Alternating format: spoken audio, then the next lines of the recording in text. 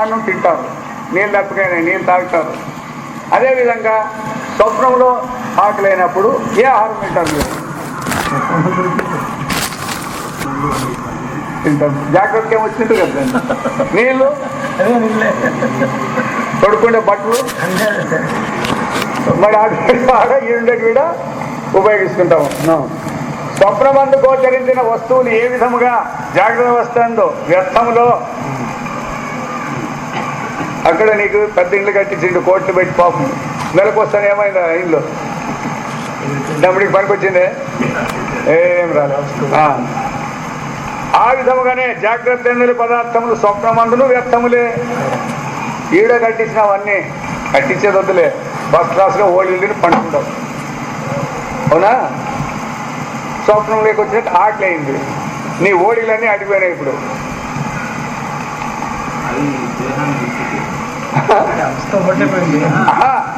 ఆడుండేవానికి వ్యర్థాలనే కాదా?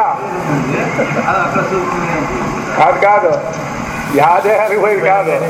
ఈడెట్లా అది వ్యర్థమో ఇది కూడా అక్కడ వ్యర్థమే. పనికి వస్తుందే వాడుకుండేకేమన్నా? రాదు. కాబట్టి స్వప్నమందు గోచరిన వస్తువులు ఏ విధంగా జాగ్రత్త వ్యర్థములు, ఆ విధంగానే జాగ్రత్తలు స్వప్నందు వ్యర్థములే.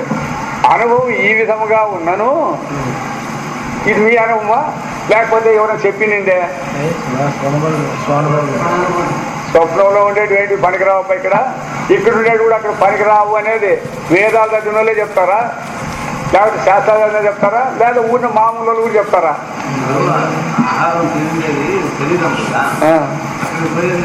ఆడుకోరేది ఆడు శరీరం ఆహారం ఆడుకోరేది ఆ శరీరమా లేకపోతే ఇంకేందన్నా? మరి శరీరం తింటే శరీరం ఎందుకు కొడుతుందా పాని? ఇప్పుడు ఒప్పుకుంటు చూడు అంటే ఆడ నేను వేరే ఉండ ఈ నేను వేరే ఉండన్నట్లే కదా. మరి అదే నువ్వు ఇదే, ఆడున్నప్పుడు అదే ఈడున్నప్పుడు ఇది అంటావా? అట్లనే చెప్పు. అట్లన్నప్పుడు చూడప్ప ఈడున్నప్పుడు ఇది సత్యము, ఆడున్నప్పుడు అదే సత్యం, కాబట్టి నేను దీన్నే సత్యం అను అట్లా అన్నాను. రెండు కాదని బాగుంది. ఇప్పుడు అట్లా ఇట్లా విచారపూర్వకంగా మనకు బోధపడాలి సమస్య. అప్పుడు మనకు దేని మీద ఎక్కువ అశ్రద్ధ ఉంటుంది అనేది బోధపడుతుంది. ఈ విచారమే లేకపోతే ఇదే సత్యమనే ఎవరైనా స్వప్నాన్ని చెప్తే దాన్ని ఎందుకు మాట్లాడతారా? కొంచెం ఉండిపోయేదాన్ని దాని పగలాలు చెప్తారు మీరు. దాని నుంచి ఏం ప్రయోజనం ఉంటుందని వేదాంతంలోనే అడుగుతున్నారు ప్రశ్నలు. ఇవి బయట వాళ్ళు కాదు అడుగుతాడు, వీళ్ళు దానికి వినేకి వచ్చినారు, వీళ్ళు తత్వాన్ని తెలుసుకునేకి వచ్చినారు, వీళ్ళు అడుగుతారు అన్నమాట. వాళ్ళకేం రాబట్లేదు, యాదెట్టుంటే మాకేం లేదు సార్, పని జరిగిపోతుంది అంటారు వాళ్ళు బయట వాళ్ళు. జాగ్రత్త అవస్థకే యజ్ఞస్థానమసకే స్వప్నమును లెక్కింపగా నికృష్టముగా భావించుట. వీడు ఎంత మాట్లాడతారు? మరే సుల్లైందా నేను చెప్తారు కదా మీరు, అంత నికృష్టం అనమాట. నెలకు ఉపయోగల దురభిమానం కాక మరేమి, కేవలం అభిమానంతోనే మీరు అంటాడారే కానీ లేకపోతే ఏమైనా ప్రయోజనాలు ఏమన్నా ఉండాలనుకుంటాడారా? దానికి దీనికి లేదు. మరి ఒక విషయం ఏమన్నా సుశృతి అందు మన వ్యవహార రహితులము, నిద్రలో ఏ వ్యవహారము చేసేలేదు. జాగ్రత్త అవస్థ యందు వ్యవహార సహితులము, ఇక్కడ వ్యవహారంతో కూడిన వారము, అక్కడ వ్యవహారం లేనటువంటి వారము. స్వప్నమున విపరీత వ్యవహార సహితులం, ఇది కాదు అది కాదు, ఈ రెండింటికంటే భిన్నంగా ఉండేది అది ఉంటుందన్నమాట. ఈ విధముగా ఉన్నను వ్యవహరించుటే మన స్వరూపమనియు వ్యవహారం లేకుండా మన స్వభావం కాదని భావించుటయు. హలో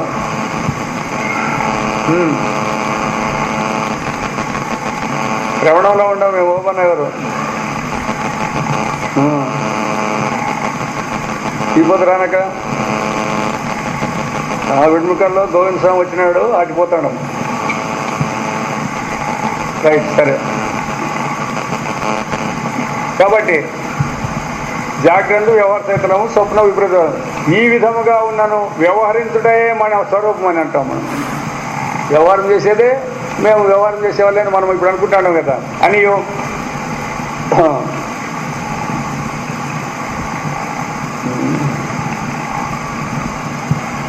వ్యావహారిక దశ ఎందు జాగ్రత్త అవస్థ వలన ఎంతటి ఉపయోగం ఉన్నానో తత్వ నిర్ణయమునకు మాత్రము అవస్థాత్రయమును నిష్పక్షపాత దృష్టిగా విచారించవలని ఇప్పటికి ప్రస్ఫుటమయ్యాను. కాబట్టి అక్కడెంత అన్నా ప్రయోజనం ఉన్నాయండి స్వప్నంలో, ఇక్కడెంత ప్రయోజనం అన్నా ఉన్నాయండి వ్యవహార దృష్టిలో. ఈ రెండు కూడా మన స్వరూపాన్ని విచారంలో ఎందుకు పనికిరావు. అదే ఆ లక్ష్మీకాంత్ స్వామి క్యాసెట్లో వచ్చినాయి చూడండి, దాంట్లో వచ్చింది. ఎవడైతే ఇక్కడ పరమ ప్రయోజనం అనుకుంటున్నారో అది అంతా కూడా వాళ్ళకి ఎలాంటి ప్రయోజనము చేయకూడదు. ఈ మానవ జన్మ ఎత్తినప్పుడు ఈ తత్వాన్ని తెలుసుకోకుండా పోతే ఇంతకంటే నష్టం వాళ్ళకి ఇంకెప్పటికీ ఉండలేదు అని సింపుల్గా చెప్పేసినాడు ఆయన. అంతే. జాగ్రత్తలో మన స్వరూపాన్ని, ఇప్పుడు మన మానవులే పుట్టినాం కదా, ఇప్పుడు తెలుసుకోకుండా పోతే ఇంతకంటే నష్టం మీకు ఎప్పుడు ఎన్ని జన్మలు ఎత్తినా లేదు అంటాడు. మళ్ళీ అది కూడా మైతి వినష్ట అంటాడు. అంతే, ఇంతకంటే గొప్ప నష్టం లేదు అని. మీరు వ్యవహారంలో స్వర్గలోకానికి పోయి నష్టం అనుకుంటే అది కూడా కాదంటాడు. అట్లా అందుకోసమే ఈ జీవితాన్ని విచారం చేసే దాంట్లో లేకోకుండా పోయిండేదానికే ఇంత ఈ వ్యవస్థ అయిందనమాట.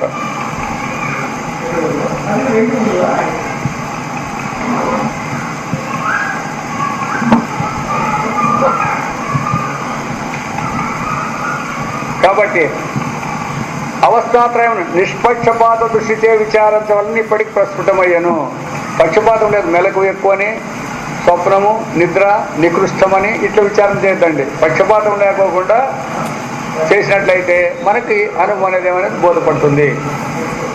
అవస్థాత దృష్టి లేని వారి విచారక్రమం గల దోషము. అందుకే ఒక్కొక్కటే తీసుకొని చెప్తాను మేడం ఆ పాయింట్స్ ఎక్కడెక్కడ కావాలనే దానికి.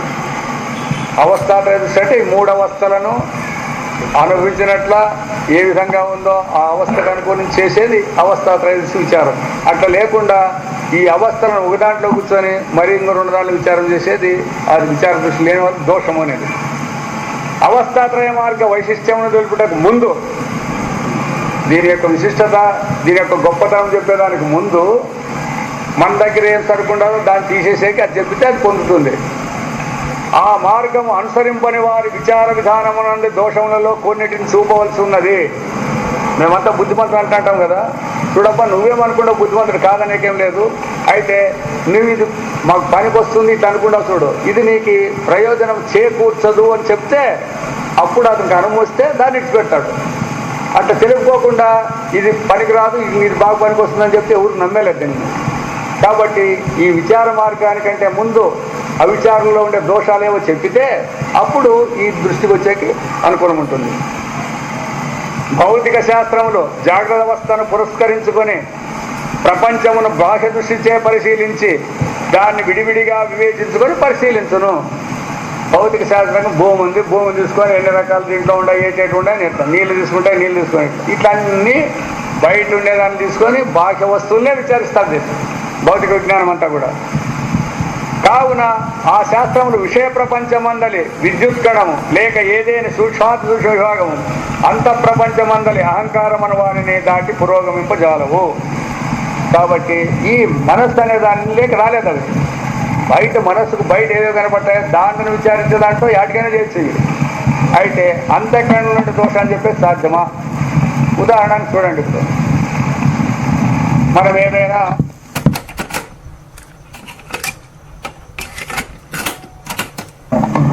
ఆ నీళ్ళని ఓ పాటలో తీసుకెట్టండి, లేదా ఇంకా ఒక రకంగా చెప్తాడు ఆయన. అదేవిధంగా కాకుండా ఇంట్లో ఎవరైనా చనిపోయినట్టు వార్త వస్తుందనుకోండి, అప్పుడు ఆ కంటి నీళ్ళలో తీసుకెట్టండి. తరువాత ఏదైనా ఆనంద విషయం వచ్చిందనుకోండి, అప్పుడు ఆనందపడుతుంది, దాన్ని తీసుకెట్టండి. ఈ నీళ్ళని పరీక్షించండి మన నీళ్ళని భౌతిక శాస్త్రాన్ని. దీంట్లో ఏముందో దాంట్లో ఏముందని చెప్పితే దీంట్లో దుఃఖం ఉంది, దీంట్లో ఆనందం ఉంది అని చెప్తే ఒప్పుకొచ్చింది. చెప్తాయి అది ఎందుకు చెప్పాయి? అవి నీళ్ళే ఇవి నీళ్ళే. అయితే ఆ నీళ్ళు వచ్చిన దానికి కారణాలు ఏమైంది? మొదటిది అంతఃకరణం ప్రధానం. అంతఃకరణంలో బాధ అయినప్పుడు అవే నీళ్ళు వచ్చినాయి, అంతఃకరణంలో ఆనందమైనప్పుడు నీళ్ళే వచ్చినాయి. అయితే దేని ద్వారా వచ్చినాయి అంటే అంతఃకరణం ద్వారా వచ్చినాయి. ఆ డిఫరెన్స్ కనిపెట్టాలి కదా మీరు. ఇప్పుడు కనపడతాయా? అట్లా ఆశ్చర్యం జరుగుతుందే తెలుస్తుందంటే. అట్లా వీళ్ళు భౌతిక శాస్త్రంలో ఎంతసేపు ఎన్ని దినాలు ఆలోచన చేసినా కూడా బాహ్య విషయాల్లోని భేదాలు చెప్పొచ్చినాయి, కానీ అంతఃకరణం సంబంధించిందని చెప్పేదానికి సాధ్యం కాదు వాళ్ళకి. కాబట్టి ఇట్లే పాశ్చాత్యులు కూడా జాగ్రత్తనే పురస్కరించుకొని తత్వ విచారం మాత్రమైనారు. వాళ్ళేం బుద్ధిమంతులు కాదు, వాళ్ళు ఇంటే ఈ మనసు సంబంధంలే, వాళ్ళు కూడా బాహ్య విషయాలను పెట్టుకొని వాళ్ళు విచారాలు చేసుకుంటారు అనమాట. భౌతిక శాస్త్రజ్ఞ విషయమునకే ప్రాధాన్యత వస్తుండటం వలన అది కనపడే విషయం ఏది ఉందో దానికే ప్రాధాన్యం. అంతే. ఆ విషయాన్ని పరిచేసాను చూడండి, ఏంతో కనుకుంటాను దానికి ఎవరు విచారం చేయలేదు. అర్థమైన లేదు మీకు. ఇప్పుడు ఎట్లాంటి కనిపెట్టారప్ప అని అంటున్నారు. కనిపెట్టింది ఎవరు? మనిషి. ఈ మనిషిని సృష్టించినాడు ఎవడు? వాటికి రావాలా దీన్ని చూసి ఆశ్చర్యపోవాలి మీరు పగలల్లా. మూలాన్ని ఆ కనిపెట్టేదానికి మూలమైన ఈడు, వీడికి మూలమైన ఎవడు చూసడం లేదు. ఇప్పుడు వీడు చూసిన దానికే అందరూ జన్మంతా అబ్బా ఆహా ఓహో అంటాడు అనమాట. శాస్త్రం అదే చెప్పేది. అది సత్యం కాదు, దానికి మూలమైన ఒకడు ఉన్నాడు, వాడిని పట్టుకోండి, అవన్నీ వాడిలోనే ఉంటాయి, వాడిని చాలా స్వతంత్రంగా లేవు అని చెప్పేది వేదాంతం అనమాట. పరీక్షణ ప్రయోగాలతో గణించి బహుజన సమ్మతమైన ప్రత్యేకమైన తాత్కాలిక నిర్ణయం గావించుతున్నారు. ఇక్కడంతా కూడా ఈ విధంగా దానిలో కొన్ని విచారాలు చేసి దాని నుంచి చెప్పే మొదలు పెడుతున్నారు. హలో,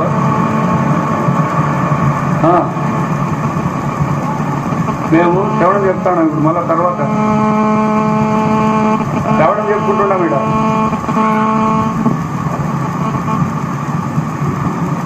కాబట్టి ఈ నిర్ణయం కాలక్రమం మార్పు నందుతున్నాను. భౌతిక శాస్త్రజ్ఞులకు ఒకే దృష్టి ఉండటం వల్ల వారి నిర్ణయం బహుజన సమ్మతంగా ఉండును.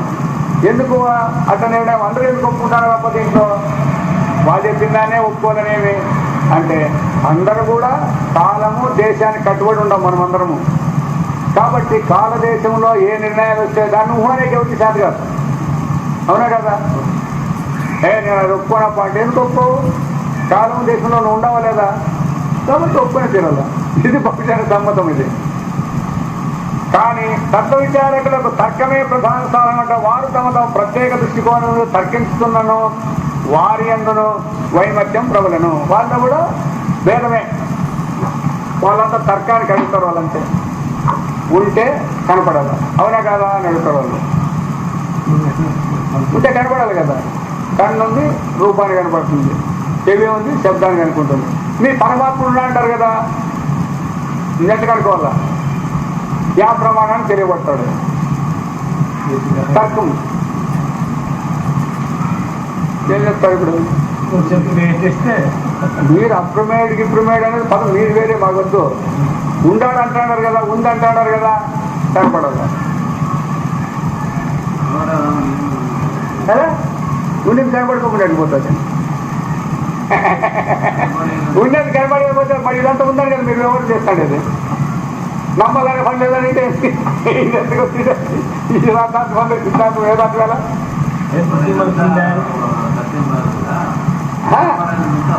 ఎవరైనా పోయి అడిగితే ఏమో కనబడుతుందంటే కంటికి కనపడాలా లేదా చెవికి తెలియబడాలా, ఇట్లా ఉంటాయి రూల్స్ ఉండాలి. అంటే ప్రమాణాలు ఇవి. దీనికి తెలియబడితే ఉందనల్లా అంటారా లేదంటారా?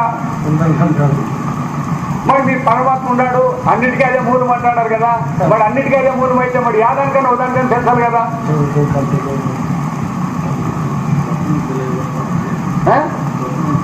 కనపడింది కాబట్టి సరిపడింది కాదు కదా. స్వప్నం తెలియబడింది అయితే కనపడతాను కదా. అది స్వప్నం కనపడతాను కదా మాకు.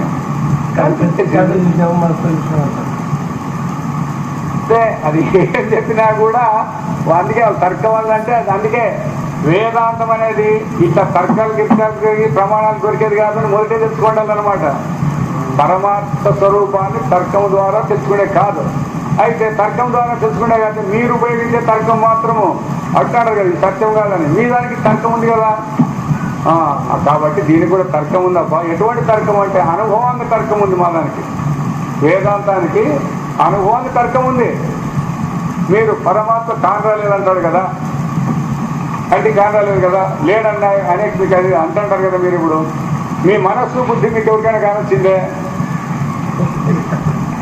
ఎవరికైనా కానొచ్చిందే? అది ఉండుకోనే కదా మేము. అది ఉండుకొని కానొచ్చిందే చెప్పండి. మళ్ళీ ఉండుకొని అనేది మాట మేము అది అంటున్నాం కదా. పరమాత్ముడితోనే ప్రపంచం పుట్టిందని మేమంటాం. మీరు దాన్ని ఒప్పుకోరు కదా మరి. అట్లా కాబట్టి ఈ వ్యవహారానికంతా కూడా అంతం అనేది ఉందో ఒకటి. మీరు ఎన్నన్నా చెప్పండి, ఎంతసేపన్నా చెప్పండి, నెలకు అనే దాన్ని విడిస్తే దీనికి తర్వాత అధికారం లేదు. అయితే మేము చెప్పేదానికి ఈ నెలకు వచ్చిపోయేదానికి చెప్పే అధికారం మాకుంది. దాన్ని మేము పరమాత్మ, అది నీ స్వరూపం అంటాం మేము, అంతే. మాకు వచ్చే ఉన్నాయి కదా, అందరికీ అదే ఉంది. అటువంటి అనుభవం నీకు లేదా? నీకు కూడా ఉంది. అట్లా అనుభవంలో చూపించేదానికి దానికి సాధ్యం అవుతుంది. మీది అనుభవంలో చూపించేకి రాదు. మీకు ఒక ఆ అవస్థకు కట్టుబడి అంత మాత్రంతో ఎలగొట్టేకి ఇది ఉందన్నమాట. అది కావున ఈ తర్కాలు చేసుకుని, అందుకే ప్రతి ఒక్కరు కూడా తర్కాలే వేరే అయిపోతారు. తర్వాత దర్శనకాలు కూడా వేరే అయిపోతాడు. కారణం ఏమి అయినట్లయితే ఆ పూర్ణ దృష్టితో విచారించడం లేదు, సార్వత్రిక అనుభవాన్ని ఉపయోగించడం లేదు అనేది గుర్తుపెట్టుకోవాలి ఇచ్చే మనం. కావున వారి శాస్త్రములు ముందంజ వేస్తున్నావో వెనుకంజ వేస్తున్నావో చెప్పుడే కష్టము. వాళ్ళ శాస్త్రాలు ముందుకు పోతాడా వెనక్కి పోతాడా అంటే ముందుకు పోతాడా వెనక్కి వస్తాడా. ఎందుకంటే దాన్ని నమ్మే వాళ్ళు కూడా ఉండరు కదా. దాన్ని నమ్మే వాళ్ళు ఉండరు, దాన్ని అనుసరించే వాళ్ళు ఉండరు. అట్లా ఈ భేదం తప్ప తక్కిన విషయం నా భౌతిక శాస్త్రజ్ఞులను తత్వచింతకులకు ఇట్టి గొప్ప తారతమ్యము లేదు. ఆ తర్కవాదులకి భౌతిక శాస్త్రజ్ఞులకి ఇంతే. వీళ్ళు ఉంటే కనపడాలని భౌతిక శాస్త్రాన్ని అంటారు. ఉంటేనే కనపడాల్సిన పని లేదా, లేకుండా కూడా ఇట్లా తర్కాలు వేసుకొని ఉండేవాళ్ళు ఈ రెండింటిలో ఉండరు. వారి ఇరువులను జాగ్రత్తయే ప్రధాన అవస్థనియే కాక, జాగ్రత్త ప్రధానం కాకుండా సత్యబోధకావస్థని భావిస్తున్నారు. దాంట్లోనే సత్యం ఉంది కాబట్టి దాన్నే బోధ చేయాలని కూడా అనుకుంటాడు. జాగ్రత్త అవస్థలో అది సత్యాన్ని బోధించే అవస్థని దాన్ని పెట్టుకోవాలి. స్వప్నాన్ని బోధించే అవస్థ ఉంది, దాని చూడులోనే వస్తుంది బయటికి. నిద్రలో ఏమీ లేదని వస్తుంది కాబట్టి అట్టు కూడా పెట్టుకుంటారు. వీళ్ళు వారు మిగిలిన రెండు అవస్థను లెక్కింపరు కదని, స్వప్నాన్ని కానీ సుషుప్తిని కానీ లెక్కింపరు. లెక్కించినను ఒకవేళ చెప్పినా కూడా ఏం చెప్తారు, ఆ రెండింటిని జాగ్రత్త చూసేదే లెక్కించరు. నెలకు సపోజ్ సాక్ష్యం పెట్టుకొని చెప్తారు, ఇక్కడ అన్ని కనపడతాయి, మనం ఎప్పుడున్నా మనకి ఇవన్నీ పనిచేస్తాయి. స్వప్నంలోకి కనపడతాయి, అయితే అది ఇక్కడ పనికి రావు, అది కొంచెంసేపు ఉంటుంది. నిద్రలో యాగావి లేవు, మీరు దాని సమాచారం వద్దు. ఈడే మాట్లాడతానే దాని గురించి, దానిలో విచారణ చేయకుండా పోలే. అయితే ఎట్లా చేస్తున్నారు, జాగ్రత్త అవస్థను పెట్టుకొని దీంట్లోని మనస్సు బుద్ధిని పెట్టుకొని ఈ వ్యవహారానికి అనుసరించి దాన్ని కంపేర్ చేసి చెప్తాడు అన్నమాట. ఆడ సరిపోలేదు. జాగ్రత్త స్వప్నంలో ప్రత్యేకమైన ఉనిగల అవస్థలని అనేక మంది తత్వ విచారకులు కలిగిస్తున్నారు. చాలా మంది అవి కూడా తత్వం సంబంధించినవి అంటారు. వారు స్వప్న దృశ్యములు ప్రతీతి మాత్రములనియు నిద్ర లెక్కింపదగిన అవస్థ కాదని భావించి జాగ్రత్త ప్రపంచ స్వరూపమును తమరితో వచ్చినట్లు నిరూపించున్నారు.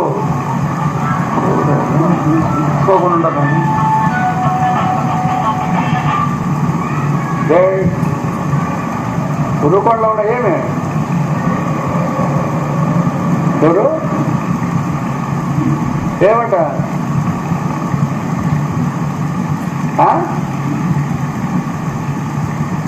ఎవరు చెప్పినారంట? నేను వచ్చినాక మాట్లాడతానని చెప్పు.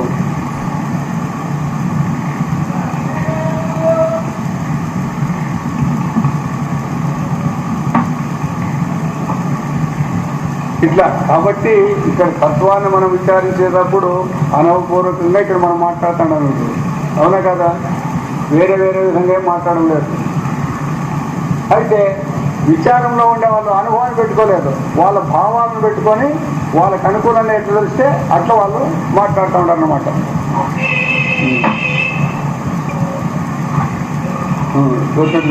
వీరి విచార విధానం గన్నడికి సృష్టిరత్వం రచించాలదు. ఇట్లా విచారం చేసే వాళ్ళకి సమాధానం అనేది దొరికేలేదు. ఎందుకు? వాళ్ళ బుద్ధి కోసం చేస్తే ఎట్లా పొందుతాయి? ఇది ఒకప్పుడు ఉన్నట్టు ఒకప్పుడు ఉండట్లేదు. ఆ విధంగా కావుననే ప్రపంచం యొక్క నిజస్వరూపం ఎరువుటకు తత్వశాస్త్రజ్ఞులకు శక్యము కాదనియు, ఆ విధంగా ఇక్కడ విచారం చేసే వాళ్ళకి యథార్థమేమి తత్వం అంటే ఉన్నట్టు వేదాంతంలో కొత్తగా ఏం చెప్పు చూడండి, ఒకటి రెండే మాటలే. ఉన్నది ఉన్నట్టు తెలుసుకోవాలా, లేనిది లేనట్టు తెలుసుకోవాలంటే. వేదాంతం అంటే కొత్తది కాదు. ఉన్నది ఉన్నట్టు తెలుసుకోండి, లేనిది లేనట్టు తెలుసుకోండి. మరి ఇప్పుడేం చెప్తారు మీరు? అరే లేదు లేదనే దానికి ఏం నొప్పి కాదు, లేని దాన్ని లేదన్నారు కదా. రైట్. ఇప్పుడు మీకు కనుకో ప్రపంచం ఉంది అంటున్నారు, ఇది ఉందంటామంటారు కదా. ప్రపంచం ఉంటే నిద్రలో లేదా అను ఉందా? ఉందని అను ఉందా? మరి కాబట్టి ప్రపంచం లేదని తెలుసుకో, లేనట్టు తెలుసుకో. అయితే వీటి యొక్క సమాచారం చెప్పేది చూడు, వీటి యొక్క రాకపోకలకు చెప్పేది ఇది ఉందా లేదా? లేనట్టు తెలుసుకో. వీడికి వచ్చినా కూడా ఈ ప్రపంచానే కదా కాదు, ఈ ప్రపంచానే కదా లేదని ఉండేది. ఇంకో ప్రపంచం లేదన్నావా? చెప్పు బొమ్మడి. అదే కదా, ఈ ప్రపంచం ఉందనుకుంటావు. అది శాస్త్రం ఏం చెప్తుంది? ఉన్నది ఉన్నట్టు తెలుసుకో. ఈ ప్రపంచం ఉందనంటే ఉన్నట్టు తెలుసుకో. ఎప్పుడు ఉండిందంటే అంటాడు కదా, నిద్రలో ఉందా లేదంటే నువ్వేం చెప్తాడావు? అదే అన్నమాట అనద్దు, నిద్రలో లేదనద్దు. ఉండింది ఎప్పుడు ఉండాలా, ఒకప్పుడు ఉంటుంది ఒకప్పుడు లేకపోతుందంటే అదే ఎట్లా మాట? అది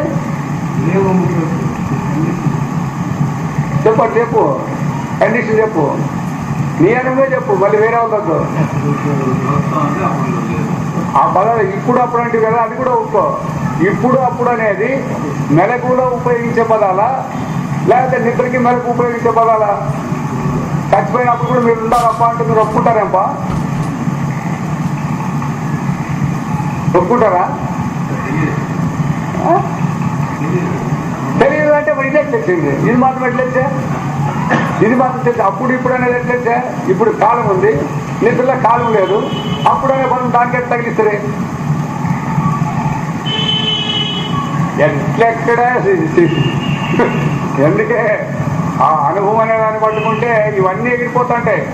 అప్పుడు ఇప్పుడు అనకూడదు. నువ్వు ఎప్పుడైనా పొద్దు నుండి ఈ మెలకులో ఉన్నప్పుడు అప్పుడు అను, లేదా 15 దినాల కింద అప్పుడు ఆ పొద్దు అను,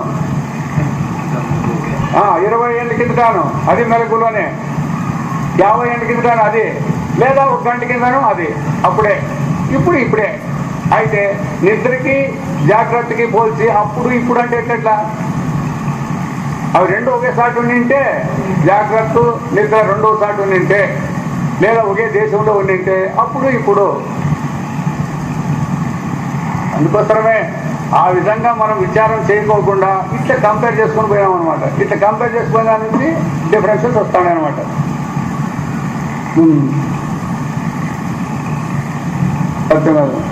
తత్వశాస్త్రం సోమర్ణజనులకు సృష్ట తర్క ఫలమనియు దానివలన ప్రపంచమున గట్టి ప్రయోజనం కూడా చేకూరజాలని అనేక మంది వచ్చిస్తున్నారు. వాళ్ళే విచారం ఏం చేయలే, ఊరికే వాళ్ళు దృష్టిలో పెట్టుకొని దాంతో అంతా ఏం ప్రయోజనం లేదు, దాన్ని మాకు చెప్పొద్దండి, మాకు అవసరం లేదు కూడా అంటారు వాళ్ళు. తత్వశాస్త్రజ్ఞులలో కొందరు ఈ శాస్త్రమున అంతిమ తీర్మానం లేదని అంగీకరించి, ఇప్పుడు చోటు తీర్మానం లేదన్నారు వీళ్ళు చెప్పేవాళ్ళు వేదాంతంలో కూడా. భౌతిక శాస్త్రము కాలక్రమం ఉద్యోగనట్టు ఇది ఉద్యోగుతున్నారని చెప్తున్నారు.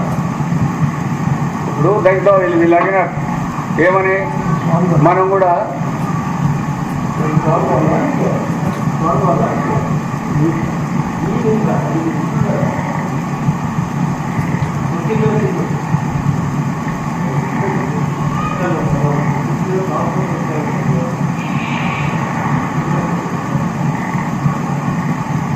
ఇప్పుడు దీంట్లో అంతిమ తీర్మానం, ఈ ప్రపంచము ఎప్పుడు పుట్టింది ఎప్పుడు అంతమవుతుంది అంటే వ్యవహారస్తులు ఏం చెప్తారు?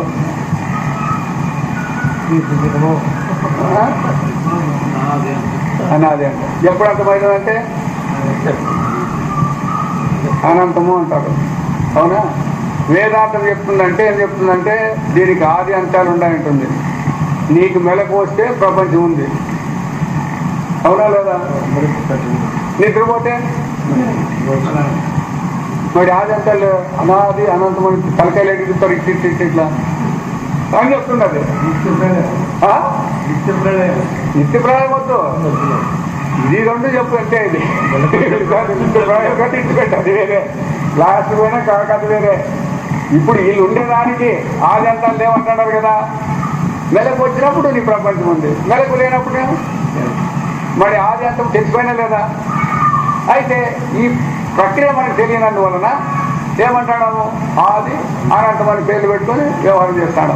ఇట్లా ఈ శాస్త్రమును అంతిమ తీర్మానం లేదు అంగరించి భౌతిక శాస్త్ర కాలక్రమం ఉద్యోగినట్లు ఇది ఎట్లయితే పెరుగుతూ పోతుందో విచారాలు వచ్చినట్లలో ఎట్లా పెడుతుందో అట్లా ఇది కూడా పెరుగుతానే ఉంటుంది. మీరు చెప్పినట్లు ఆది అంతం లేదు మీ యొక్క వేదాంతానికి. సక్రమమైన విచారక్రమం అనుసరింపక శాస్త్రమందే దోషమును ఆరోపించుతున్నారు. వేదాంతాన్ని తప్పడుతున్నారు వీళ్ళు. ఎందుకు తెలివి లేకున్నందువలన విచారం చేయండి. విచారం చేస్తే దోషం ఉంటే శాస్త్రం నిందించవచ్చు. మనం విచారం అడుగుతుంది మీ దగ్గర ఇప్పుడు పొందినా లేదా మీకు ప్రపంచం అలాదే అదే అనేది పొందినా లేదా? ఇట్లా విచారించి ఇప్పుడు వేదాంతం తప్పవుతుందే. ఈ విచారం లేదా తప్పే అంతే. ఆ విధంగా కాబట్టి జాగ్రత్తతో పాటు ఇతర అవస్థలను కూడా చేర్చుకొని నిష్పక్షపాత దృష్టితో చూసి విచారించినప్పుడే యథార్థం పట్టబగిలనే గాని పక్షపాత దృష్టి చేయబడు విచారమున యథార్థం ప్రస్ఫుటము కాజాలదు. ఒక దాంట్లోనే పెట్టుకొని మీరు విచారం చేస్తే కాదు. అందుకే ఒకే కోణంలో ఎవరిని విచారం చేయకూడదు అంటారు. నాకు ఈయన చాలా మంచివాడు అని అన్నాడు, ఇంకోటి వచ్చి ఆయన చెడ్డవాడు అన్నాడు. ఇప్పుడు మరి దీన్ని మీరు ఎంత తీర్మానం చేస్తారు? మంచోడు చెడ్డోడు అనేట్లా ఆ యొక్క దృష్టితో నువ్వు చెడ్డోడు, నా దృష్టితో మంచోడు. మరి నిర్ణయం ఏమి నువ్వు మంచోడో చెడ్డోడా? కాబట్టి విచారం చేయాల. ఆయన చెడుపు ఏమిడిది నీ మంచి ఏమిడిది అని రెండు కలిపి దాన్ని కలిపి చూస్తే తెలుస్తాయి. అట్లా కాకుండా ఎవరు చూస్తే వాళ్ళు చూస్తే అట్లా దీనిని కూడా జాగ్రత్తలో కూర్చొని వాటిని మేము విచారించినాము అంటే ఎట్లా పోతాం మీకు మీరు దృష్టి చేస్తే వాళ్ళ దృష్టిలో కూర్చొని దీన్ని విచారించండి. నిద్రలో కూర్చొని మీ జాగ్రత్తని స్వప్నాలు విచారించండి. ఏమైనా బయటకు వస్తాయా? ఏమి బయటకు వచ్చేదని లేదు. హలో, ఉరుకొండలో గుళ్ళో ఉండనప్పా.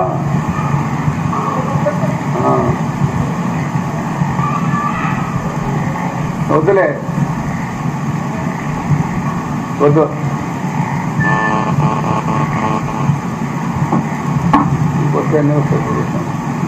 అవి ఒకటి పనికొచ్చేస్తుంది. కాబట్టి నిష్పక్షపాత దృష్టి అనేది ముఖ్యం ఎక్కడైనా కానీ. అందుకే ఇప్పుడు జడ్జిలు ఎందుకు పెట్టారు?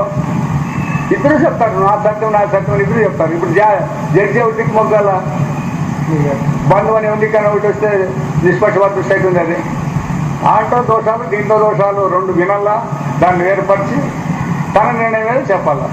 అట్లా విచారించకుండా ఒకవైపే ఉండి మిగతా వాళ్ళు నేను వినలేదంటే అట్లా పొందలేదు. కాబట్టి మూడవస్థల యందును విచారణీయ విషయములు కలవు.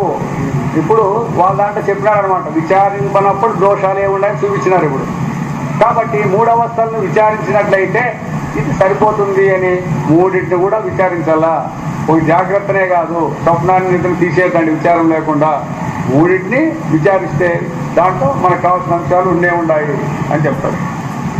జాగ్రత్త స్వప్న సుషుప్తులను సమదృష్టిచే విచారింపవలన విషయమును గమనించుట తత్వ విచారమును అతి ముఖ్యమైన కర్తవ్యం. ఈ సమదృష్టి అనేదే ఇప్పుడు పెద్ద సమస్య. సమదృష్టి అని చెప్తారు కదా, రెండు సమానంగా చూడాలన్నప్పుడు ఎప్పుడు ఈ సమానంగా ఈ ప్రమాణాలన్నీ ఏం చెప్పు దానికి ఇష్టమొచ్చినట్టు చెప్తే అనుకూలమైతే కంటికి దానికి అనుకూలమైంది బాగుంది అంటుంది, లేకపోతే బాగలేదు అనిపిస్తుంది. చెవి కూడా అంతే, అన్నింటికంటే సమదృష్టి అంటే ఈ దీనిని ఉపయోగించకూడదు, అనుభవ దృష్టినే ఉపయోగించాలి. ఇప్పుడు మనం దాంట్లో ఇవి లేవు, దీనికి సమాచారాలు లేవు. అవి జ్ఞానేంద్రియాలు కర్మేంద్రియాలు అంతకంటే ఇవి లేవు. కాబట్టి ఇవి ఇష్టానుసారం చూపేసి తమకు అనుకూలమైనప్పుడు సరిపెడితే బాగుంటుందని అవుతూ ఉంటాడు, లేదప్ప ఎండుంటే బాగుంటుందని ఒకడు అంటాడు. వీడే ఈ ప్రమాణాలే ఒకప్పుడు ముందు ఒకప్పుడు ఇట్లా వాళ్ళు పెట్టుకొని ఎట్లయితున్నాడు. కాబట్టి అటు లేకూడదు. మీకు అనుమాన దృష్టి ఉండేది అది పెట్టుకున్నప్పుడు సమానంగా తెలుస్తాయి. జాగ్రత్త వచ్చిపోతుంది, స్వప్నం వచ్చిపోతుంది, నిద్ర వచ్చిపోతుంది. మూడు వచ్చిపోయేటువంటి ఉండేటువంటి కాదు కదా. అట్టప్పుడు ఆ మూడింటిని చూసేటువంటి నువ్వు యాదంటూ ఉండవు, యాదంటూ లేవు. మరి దాంట్లో జరిగేటువంటి సుఖాలు కానీ కష్టాలు నష్టాలు కానీ నీకెందుకు జరుగుతాయి? దాంట్లో గొప్పదనేది ఏంటి, ఉత్సాహం అనేది ఏమిటికి? ఎప్పుడైతే జాగ్రత్తలో నేను ఉన్నాను అని దాని నుండి పశువర్ధన పెట్టుకుంటే ఈ అభిమానం వస్తుంది. ఆ మూడింటికి సంబంధం లేదు మనకి. అది సమదృష్టి అంటే. మూడు వచ్చిపోయేటివే, ఉండేటివే కాదు ఇవి. ఆ మూడు వచ్చిపోయే వానికి తగులుకుంటాయా? తగులుకుంటే ఈడు వెళ్ళిపోవచ్చు వస్తాండే, తగులుకుంటారట్లేదు. అట్లా విచారం చేసినప్పుడు మీకు ఈ రహస్యం బయటపడుతుంది. కాబట్టి జాగ్రత్త స్వప్నసుప్తులను సమదృష్టిచే విచారింపవలన విషయమును గమనించుట తత్వ విచారమున అతి ముఖ్యమైన కర్తవ్యం. ఇదే విచార క్రమంలో లోపమేమి అంటే మిగతా వాళ్ళకి వీళ్ళకి ఇంతే భేదం అన్నమాట. మెలకు ఎందుకు తెలుసుకొనుతున్నా నేనున్నాను అని తెలియబడి విషయాలు కలవు. వీరు కూడా వెళ్ళిపోతుంది, అవస్థ పోయిందేమో మరి జాగ్రత్త వచ్చిపోతానే వీడు వెళ్ళిపోతాడు. జాగ్రత్తలో ఉంటే వాడు పోతాడు, ఆ వచ్చిపోయేదని చూసేవాడు. నేను చెప్తాను వచ్చిపోయావని చెప్పాడు, అది చూసేవాడిని చెప్తాను కానీ దాంట్లో ఉండేవాని గురించి చెప్పలే.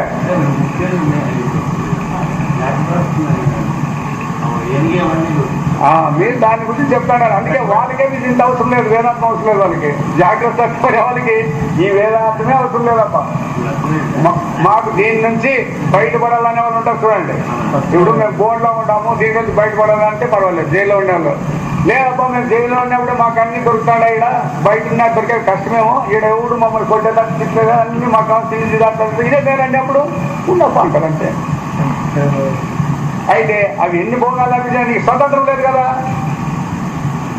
తినేకేమని దొరుకుతాయి లేదు. స్వతంత్రంగా బయట అందరు తిరుగుతావా? అది లేదు కదా నీకు. మరి దాన్ని గుర్తించినాడు ఏమంటాడు, ఇవి ఎన్నున్నా నాకు సంబంధం లేకపోతే నేను బయట ఉంటే చాలు, ఒప్పుడు భూ లేకపోయినా సరే అంటాడు. అట్లా ఇది కూడా అంతే అనమాట. అవస్థాబద్ధులైనటువంటి వాళ్ళకి సంబంధం లేదు. ఇది అవస్థకు అతీతంగా ఉన్నటువంటి తత్వం ఒకటి ఉంది, దాన్ని మేము గుర్తించాలనే వాళ్ళకి ఇది ప్రయోజనకారు. అందుకే ఎవరికైతే ఆత్మానాత్మ విచారం కలిగి మాకు పరమార్థమే కావాలంటారో వాళ్ళకి మాత్రమే ఆ కాలంలో వేదాంతం బోధ జరుగుతాండే. ఇప్పుడు అట్లా కాదు, ఇళ్ళ కాడు ఉండే వాళ్ళు పిలిపించి మీకు మేము వేదాంతం చెప్తాము అని అంటే ఉండేవాళ్ళు ఎంతమందో లేనంత వాళ్ళు ఎంతమందో. వాళ్ళకి పట్టాలా, వాళ్ళకి వేదాంతం పట్టలేదు అంటే మనం ఏం చేస్తాం? వాళ్ళు మాకు పట్టామని వచ్చిండ్రే, మీరు పిలిచి ఏదో పెట్టామంటే వస్తానమ్మా అంటే ఏం చేస్తారు మీరు? అది తెలుసుకున్నా నేనున్నాను, తెలియబడి విషయములు గలవు, తెలుసుకోవడానికి సాధనం ఉన్నది అని పని చేస్తున్న నేనేగాక పనికి సాధనములు విషయములు కూడా ఉన్నాయి. అందుకోసమే నేనున్నానన్నప్పుడు ఆ నేననేవానికి ఇవన్నీ ఉంటేనే వ్యవహారం జరిగేది. అయితే మనం చెప్పేటువంటి నేను అనేవానికి ఇవి లేకుండా పని జరుగుతాయని మనం చెప్తాండి వేదాంతంలో. కాబట్టి సుఖదుఖములు అనిపించున్న మేము వానికి నిమిత్తములైన విషయములు, వాని వల్ల కలుగు సుఖదుఖములు భోగం అన్నవి కూడా కలవు. ఏడా దీంట్లో కాన మెలకువయందు ఎరుక, ఉనికి, క్రియ, కారకము, ఫలము, భోగము, సుఖము, దుఃఖము మున్నగు వైచిత్యంతో కూడిన దృశ్యరాశి గోచరించుతున్నది. అవునా కదా? ఇదంతా కనబడుతుంది. దృశ్యరాశి అంటే తనకి కనబడేది. దీని నిజ రూపమేమి? ఈ నేననేవాడు ఉన్నాడు, వీరికి సాధనాలు ఉన్నాయి, వీరికి కార్యకారణాలు ఉన్నాయి, ఫలితాలు ఉన్నాయి, ప్రయోజనాలు ఉన్నాయి. అవునా? అయితే దీని ప్రయోజనం ఎంతవరకు ఉంది మనకి? దీనికి అంతటికి కేంద్రమైన నేనని తత్వం యొక్క స్వరూపమేమి? నేనంటున్నారు కదా పగలల్లా. ఎవరు నువ్వు అంటే నేను అంటున్నారు. సరే, నేను అనే పదం వాటికి ఒకటి వచ్చింది. దేని చూపించారు మీరు అప్పుడంతా? నేను అని మీరు ఎవరితో చెప్పేటప్పుడు ఏమేమి ఉపయోగించి చెప్తున్నారు అని మొదలు గుర్తుపెట్టుకోవాలి. దేహేంద్రియ సంఘాతం అంతా నేనని పెట్టుకొని కూర్చుంటారు. తర్వాత ఏమయ్యా ఎవరు చూస్తాండేది అని ప్రశ్న వేసినాం. అప్పుడేం చెప్తారు? నేను చూస్తాడాను అని అన్నారు. దేంతో చూస్తాడావు అంటేనే కంటి చూస్తా. ఎవరికి కన్ను? నా కన్ను, నాదే కదా. మరి ఇప్పుడు నేనా నాదే?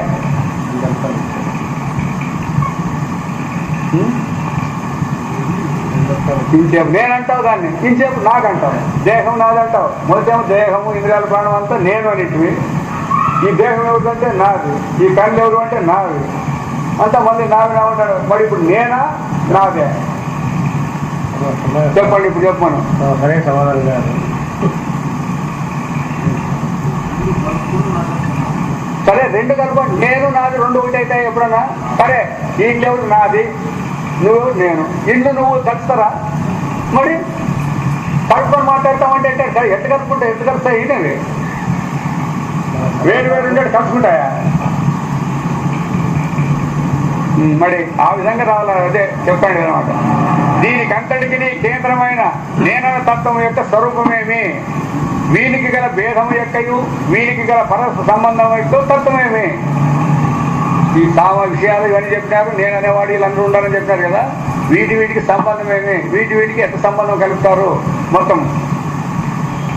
దీనిని అంతటిని జాగ్రత్త విషయమున చేర్చుకొని విచారింపవలసి ఉన్నది. కాబట్టి ఇవన్నీ జాగ్రత్తలోనే ఉన్నాయి కాబట్టి జాగ్రత్త సంబంధించుకొని దీన్నంతా విచారం చేయాల. ఈ విషయమును చాలా వరకు అనేక మంది తత్వ విచారకులు అంగీకరించి ఉన్నారు. దీన్నేమో వేదాంత దశ అందరూ మేము కూడా ఒప్పుకుంటామని మిగతా వాళ్ళు చెప్పినారు. కానీ నిద్రా స్వప్నంలో ఎందుకు విచారించడం ఏమున్నదని ఆక్షేపించుతున్నారు. ఇది ఒకటే వచ్చిన తీర్పు.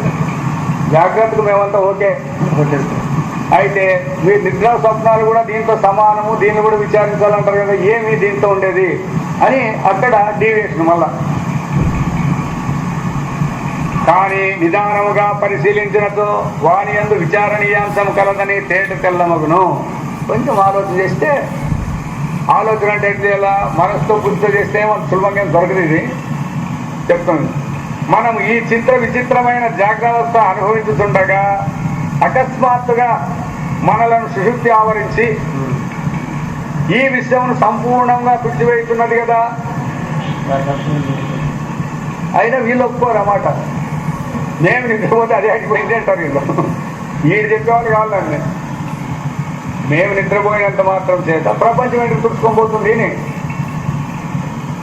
పోతుండే. ఆయన నిద్రపోతున్నాడు, మేము మేల్కొని ఉన్నాం కదా, ఎవరు తుడిచిపోయినట్లు ఉండదు.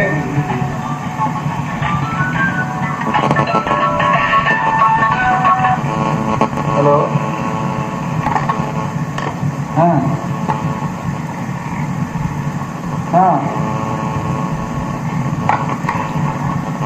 నువ్వు చెయ్యి, నువ్వు పని చేసేసి నేను వస్తాను మళ్ళీ.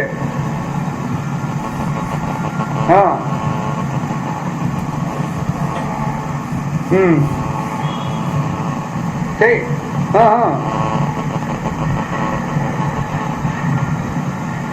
నేను విడుముకలకి వస్తాను, ఇట్లే విడుముకలకి వస్తా కాదు, ఉరుకొండ ఉండ. అదే నేను విడుపుకలకి వస్తాను. ఇది 1 గంట అయిపోతానే విడుపుకలకి వస్తాను. అటుంటా రామ్నాథ్ రెడ్డి హోటల్ పైన రూమ్ ఉందే, అటుంటా. ఆడికెళ్తూ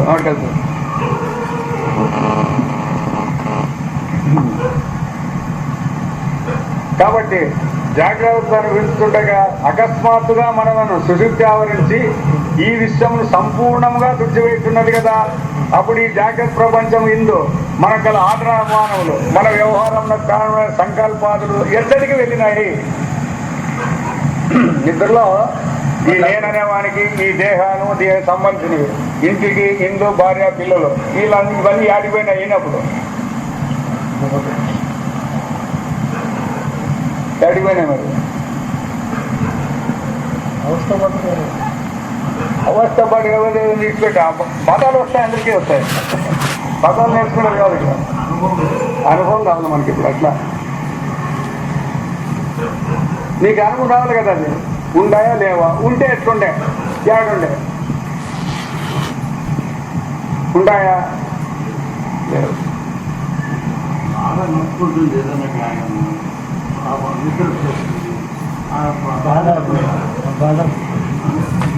ఎట్టడికి వెళ్ళినాయి, ఓ పదం అయిపోయింది. అంటే దేహం లేదు, ప్రాణం లేదు, మనసు లేదు, ఇది లేదు, అన్నీ అయిపోయినాయి కదా. అవి అప్పుడు ఏ స్వరూపంలో ఉండినాయి అదొకటి. తర్వాత అప్పటి మన స్వరూపం ఏంటి? నిద్రపోయినా అనేటప్పుడు నువ్వు లేకుండా పోతావా ఉంటావా అనేది మొదటి పాయింట్. ఏమంటావు, ఉంటావా పోతావా? చెప్పండి, ఉంటావా ఉండవా? దారి చెప్తుందంటే ఏం చెప్తాడు చెప్పిన. నిద్రపోయినప్పుడు నీ ఉంటావా ఉండవా? వద్దు, అది చెప్పద్దు, అదేం చెప్పద్దు.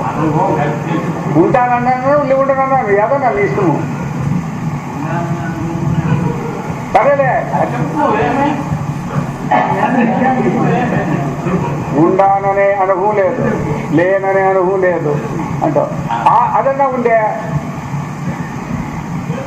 ఇప్పుడు ఉండాననే అనుభవం లేదంటే, లేననే అనుభవం అదన్నా ఉందే.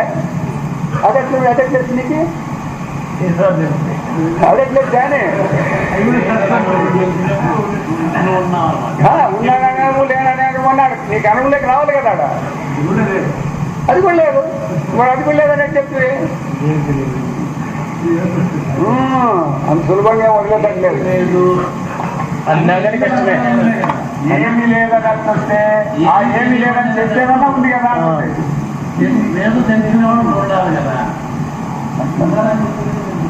లేదని చెప్తా ఉందని చెప్తా ఉంటానన్నావు కనీసం చేస్తున్నావు. ఉంటానన్నప్పుడు ఉన్నానన్నప్పుడు ఎట్లుండవు?